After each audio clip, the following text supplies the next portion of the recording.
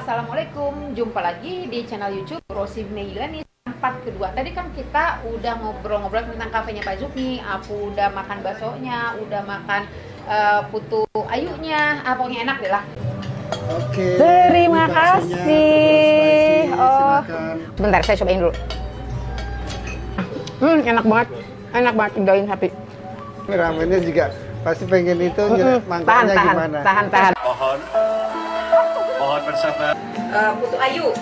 Biasanya kan bunga. Oh, ada yang ngelap, ada yang Macam-macam ya ada. Aduh, seksi banget ininya menu-menu. Saya coba ya. Coba bismillah. Pandan apa suji? Pandan ya? Pandan dan asli Pandan. dari kelapa, parutan kelapa itu atasnya. Itu sesuatu yang nggak biasa kayak di Indonesia. Kalau kelapa di Indonesia kan biasa. Kalau di London ada kelapa parut seperti ini seperti Luar barang biasa. luxury. Makanan orang kaya. Nah, coba satu lagi. Yang cantik ini, biasanya kue lapis itu kan kotak panjang. Tapi ini kok bunga-bunga, Pak. Ini bikinnya cute banget satu-satu dong. Ya itu memang diperlukan Keahlian khusus. kesabaran. Kesabaran tuh, lihat. Keahlian memang harus dilatih terus. Jadi ini dilapis-lapis. Jadi single-single cetakannya nggak satu yang nggak ada. Aduh sayang, terlalu bagus. Kita dari pantatnya dulu ya. Nih, kalau anak saya makan kue lapis itu nggak digigit, biasanya digini. Lapis-lapis. Maaf ya. Enak. Cuman ada di Turtle Hot Spicy Cafe di London. Nah, ngambil. Pakai jeruk ya? Daun jeruk ya? Rahasia nggak aku bilang. Boleh, silakan, nggak apa-apa. Sebenarnya ini rahasia dapur, tapi nggak apa-apa buat subscriber setia. Boleh Iya. dijelaskan. Jadi kalau dirasa lapis kue lapis lainnya kan nggak pakai daun jeruk. Kalau ini saya ngerasain ada jeruknya.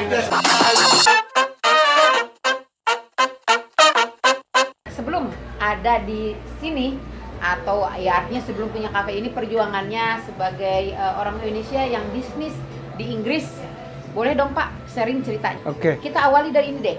Asal dari mana? Asalnya saya dari Semarang, Jawa Tengah. Terus akhirnya merantau, muter-muter. Ya akhirnya terus mentoknya di London sini. Kalau mau ngobrol terlalu panjang kayaknya ya, dari Manchester. Kita pernah ketemu beberapa kali di jualan, pernah masuk juga Net TV karena saya udah rekam juga Bapak waktu itu ya. Jadi anyway Pak Zukni, kita kenal Pak Zukni udah bertahun-tahun karena sering jualan di event-event orang Indonesia di Inggris. Nah, seiring waktu karena pandemi dan lain sebagainya, kita dari mana ngobrolnya kepanjangan Pak? Nggak usah. Iya, nggak usah. Ini Nggak aja. usah. Intinya sebetulnya tuh sekarang kan saya jualan bakso, buka kafe di London sini. Awalnya sih dulu saya sebetulnya masak aja nggak bisa. Bapak orang NH. Masak nggak bisa. Saya cuma bisanya menghidangkan makanan, menata makanan. Itu sebenarnya sih bagian saya dulu dari belajar di perhotelan ya. Bekerja di kapal pesiar. Jadi saya banyak belajar melihat makanan-makanan yang cantik-cantik, yang indah-indah. Terus, nah bagaimana nih saya bisa membuat makanan Indonesia yang kelihatan cantik, indah gitu, yang enak dipandang, terus enak rasanya juga. Terutama saya lama di tempat rantau sini, susah cari makanan, makanannya makanan bule-bule gitu. Terus nggak cocok lah. Terus gimana nih saya pengen bisa dapat makanan yang enak, nggak cuma buat saya tapi juga buat teman-teman warga di sini nih, warga Indonesia.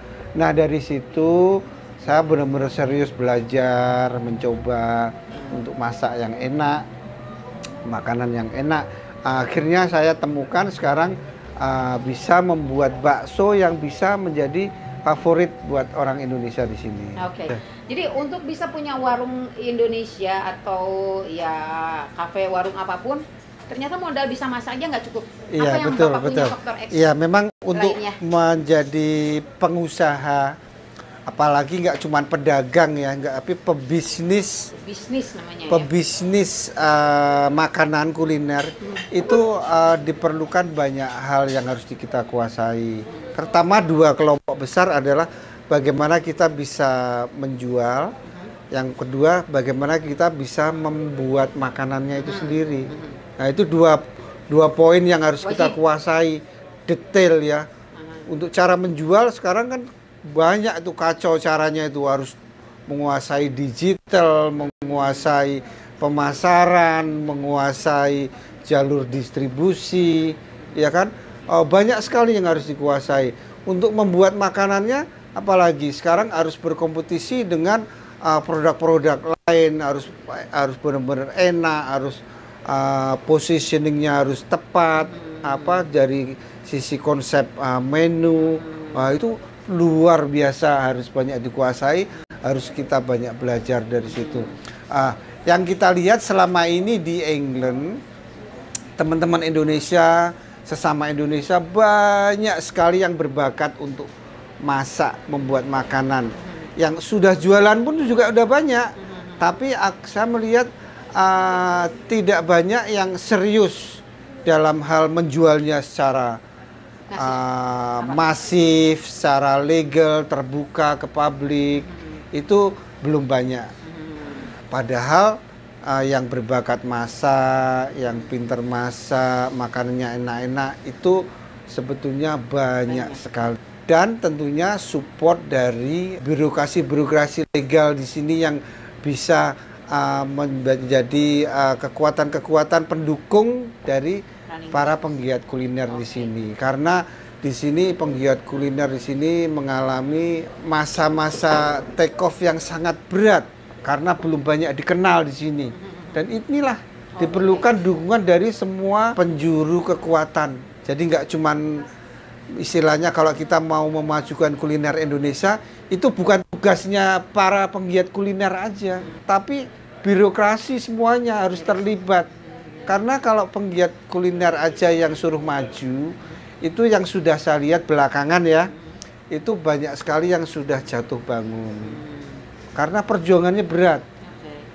Karena kuliner Indonesia belum terkenal. Tapi kalau bandingan juga seperti negara tetangga Thailand, Malaysia, karena mereka sudah dikenal, jadi usaha makanan itu ya mudah-mudah aja.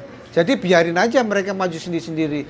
Tapi kalau penggiat kuliner Indonesia suruh maju sendiri-sendiri, yang sudah saya lihat banyak sekali yang jatuh bangun. Pak Zukni tergabung dalam ISMI ya? Iya, betul. Kalian juga betul. nanti bisa kepoin video saya, ada ISMI. Saya kemarin udah ngobrol sama anggota ISMI yang punya restoran di Wales ya, Mbak Siti. Kemudian Mbak Siska juga di Wales, Pak Zukni juga sini. Jadi para UMKM atau pelaku bisnis usaha kecil menengah di Inggris itu bersatu. Nah nanti juga di Oxford akhir bulan ini ya, kita mau ada acara. Apa sih Pak harapan atau bentuk dukungan seperti apa yang diharapkan sih? Kalau dukungan secara spesifik in kuliner, sebetulnya banyak sekali PR yang harus kita kita kerjakan di sini secara bersama-sama. Ya istilahnya banyak nih pengusaha-pengusaha makanan, banyak nih orang-orang yang pinter masak-masak. Gimana sih misalkan kita training, terus kita akses nih mereka satu-satu, harus ditanya nih, apa sih kamu kendalanya, apa kelebihan kamu, ditanya nih, terus bener-bener didukung. Kalau perlu dana harus ada, masa di Indonesia nggak ada orang kaya sih? Dana harus berani, karena kita ketinggalannya sudah jauh daripada negara tetangga, tetapi potensi kita itu sebenarnya luar biasa, malu dong kita. Nah, sebenarnya ya kan? Dengan cara begini saya makan ke Pak Zukni, saya kasih tahu teman, dari teman ke teman, itu merupakan salah satu bentuk dukungan saya pribadi. Dukungan secara direct ya, benar direct. itu. Jadi di video saya banyak sekali saya ngobrol dengan para pelaku UMKM di Inggris. Nggak hanya nge-review makanannya enak, nggak cuma itu, tapi saya ngobrol dengan banyak pelaku UMKM. Bagaimana perjuangannya usaha di sini, terus dan lain sebagainya. Nanti kamu kepoin ya. Jadi saya itu lebih banyak ngobrol dengan pelakunya karena ingin ngasih tahu nih, banyak nih teman-temanku pengusaha di sini gitu loh Pak. Nah, apalagi Pak Zukni kalau nggak salah begitu buka di saat pandemi, apa keberanian Bapak membuka usaha di saat pandemi? Apa nggak gila itu Pak? Iya, memang banyak teman-teman yang bilang kenapa kok buka usaha pas di saat-saat yang kayak gini, yang susah. Justru kemarin karena sebetulnya option saya itu tidak ada pilihan lain lagi untuk saya bisa survive masa pandemi selain jualan makanan. karena memang passion saya di makanan. Sebelumnya passion saya di traveling dengan turis, di mana turis tidak ada lagi. Jadi tidak ada pilihan lagi selain kuliner. Dan kuliner tentunya adalah salah satu usaha yang tetap akan berjalan dalam situasi apapun. Betul. Nah, disitulah momentum saya untuk bisa mengembangkan serius di passion saya kuliner ini. Dan insya Allah nanti ke depannya masih banyak misi-misi saya ke depan untuk bisa mengembangkan usaha ini. Ya, jadi pintu satu tertutup, masih ada pintu lain yang terbuka. Iya, masih ada pintu lain lagi yang ternyata bisa banyak tikungan-tikungan bagusnya ya. Yang gitu. kita harus explore sendiri. Dan untuk diketahui obrolan saya dengan pemilik restoran di Brighton juga, dia buka di saat pandemi, apa nggak gila, tapi ramai banget. Jadi kuliner itu nggak pernah mati, di saat apapun orang pada tetap makan ya. Betul, betul. Tadi Pak Zukni bilang bahwa dulu kan kerja di bidang traveling, jadi Pak Zukni suka bawa tamu. Tour guide gitu lah. Nah, kita beberapa kali ketemu karena saya juga suka bawa tamu juga. Lucunya kita dulu saya bawa yang keluarga siapa teh? Kok Pak Zukni yang nganter tamu saya, yang dianterin sama Pak Zukni yang habis dari Edinburgh itu loh Pak, ingat nggak? Yes. Terus waktu di Stonehenge, aku nganter tamu, Pak Zukni lagi gini aja di mobil, itu kayak Pak Zukni. Pak, iya. Kita selalu ketemu di tempat-tempat Sudah terlalu banyak tamu Indonesia yang datang ke UK, yang holiday atau yang bisnis atau yang bertugas. Sudah terlalu banyak di sini, jadi nanti teman-teman yang belum sempat ke London, nanti bakalan ke London dan bisa mencicipi makanan di Triple Hot Spicy. Oke, sip. Nah Pak, lah kemarin kan Bapak udah nyoba usaha-usaha lainnya dan ini sekarang di sini. Apakah Bapak mau beralih lagi mencari peluang usaha lainnya atau udah mantep di sini atau mau meramaikan lagi dunia per travelingan? Bisa dua-duanya, tapi yang jelas kuliner Indonesia dan passion saya di kuliner memerlukan benar-benar orang yang fokus, yang benar-benar mau memperjuangkan kuliner ini. Dan ini opportunity yang sangat bagus di UK ini. Cendol, ada putu ayu, ada baksonya sendiri, itu semua dibikin Bapak sendiri? Sebetulnya kalau menu semuanya sudah kita siapkan khusus bikinan kita sendiri. Kita nggak menerima dari luar karena kita memang menjaga autentik dan standarnya ya. Memang timnya kita tim khusus, tim intinya itu cuman saya dan istri. Saya sebagai tim penjual, istri tim produksi. Oh, oke. Itu tim intinya sebenarnya itu rahasianya yang sebenarnya nggak boleh dibongkar ya. Oke. Itu tim yang paling penting ya, apa namanya, kompak ya. Yes. Kompak itu di dapur. Teamwork yang yang benar-benar bisa dijaga kesolidannya dan kesamaannya, standarisasinya rasanya. itu. Iya, betul.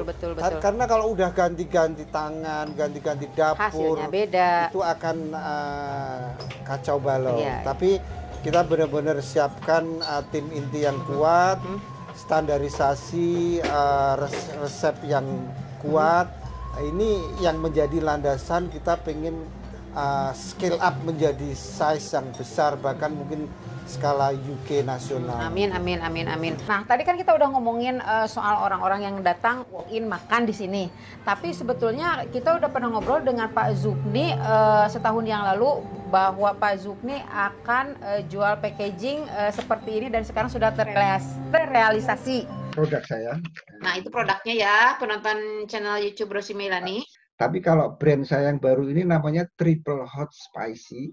Oke. Ini brand toko nanti, jadi produknya akan banyak. Tapi ini brand tokonya Triple Hot Spicy. 4 produk, dari bakso, rendang, ini namanya Glorious Rendang by Triple Hot Spicy. Nah, itu satu lagi teman-teman, putu Ini ayu. putu ayu. Produknya satu lagi ada es cendol. Nah, ini baksonya dalam bentuk frozen ya Pak? Masih fresh. Kita jual masih masih fresh, yang masih bisa di freezer sama pembeli. Jadi bisa dimakan langsung dalam kondisi fresh yang tentunya lebih enak dan lebih berasa. Tapi untuk jangka panjang bisa masih di freezer. Oh, oke.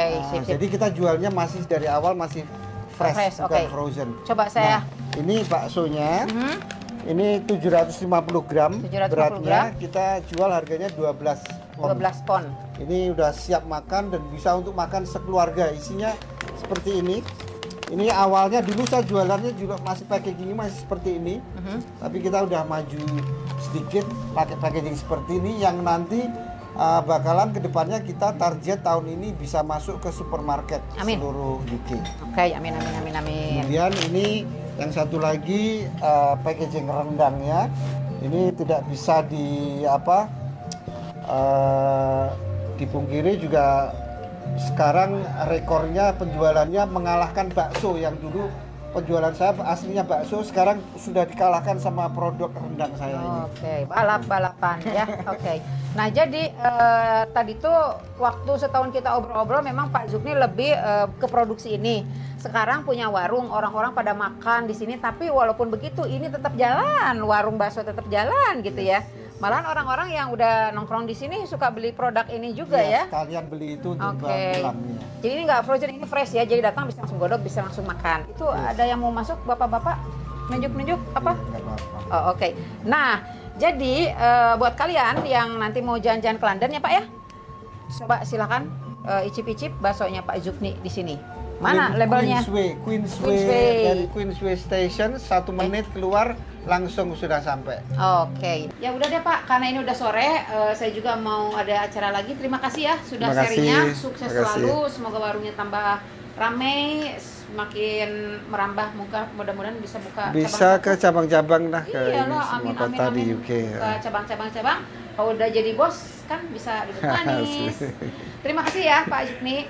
Terima kasih pemirsa. Iya, terima kasih udah nontonin. Jangan lupa untuk like, comment, share, subscribe, dan tekan tombol loncengnya karena saya mau ngobrol lagi dengan para diaspora Indonesia lainnya di Inggris. Bye. Assalamualaikum. See you. Ada 20 menit Pak?